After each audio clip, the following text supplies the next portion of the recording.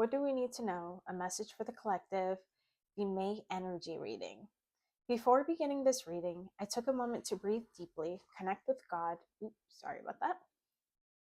Connect with God and set the intention for clarity, truth, and guidance, not just for myself, but for anyone who may find resonance in this message.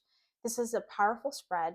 The energy we're moving through this May isn't surface level, it's rooted, intentional, and deeply aware. We begin with the foundation, the High Priestess.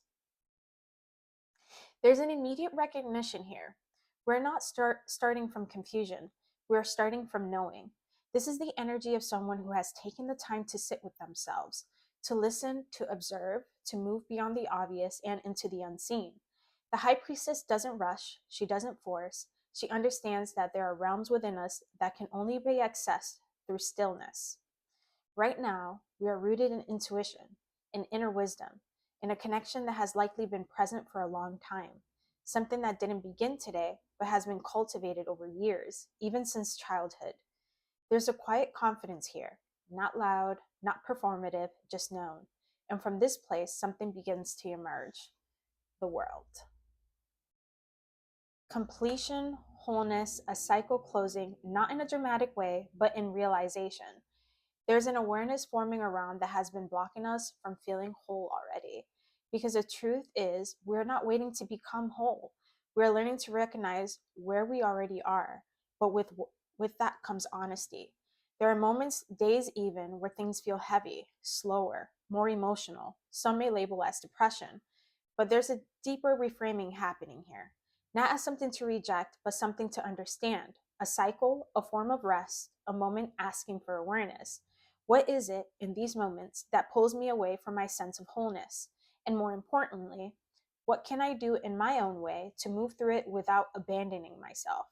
This is the seed that is growing this month: awareness, followed by intentional action. And we're not doing this alone, because what is nurturing this growth is the sun. Vitality, illumination, life force.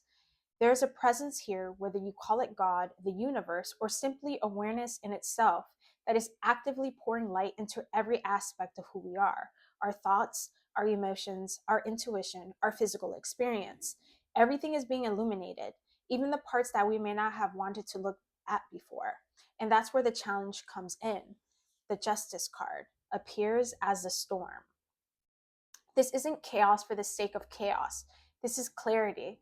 This is the understanding that our choices carry weight, that our actions, past and present, create the reality we are now moving through. And sometimes that awareness is uncomfortable because it asks us to sit where we are and recognize how we got here.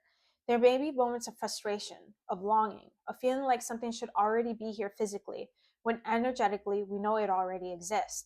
But justice doesn't come to punish, it comes to realign, to say, now that you see it clearly, what will you choose moving forward? And from that question, something begins to rise: the Six of Wands. This is the bloom, recognition, confidence, a sense of self that is no longer hidden. But what's interesting here is that it isn't just about reaching that energy, it's about sustaining it. How do we stay aligned once we get there? For some, it's simple: grounded, physical, stepping outside, being in the sun, allowing yourself to reconnect with that same source of vitality that's been nurturing you all along. Because alignment isn't just internal, it's lived. And beneath all of this, something is asking for deeper care: the Son of Cups. Your creativity, your emotional expression, your artistry. This is not something to push aside. This is something to nurture, to pour into, to allow space for.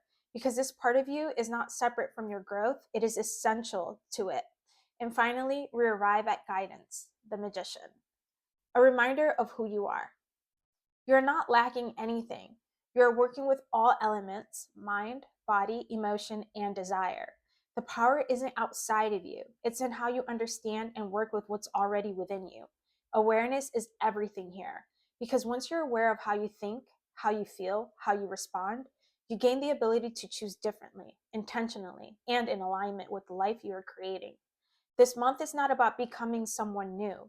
It's about realizing who you've been all along and learning how to move with that fully. Thank you for making it this far into the video. And I'll see you guys in the next one.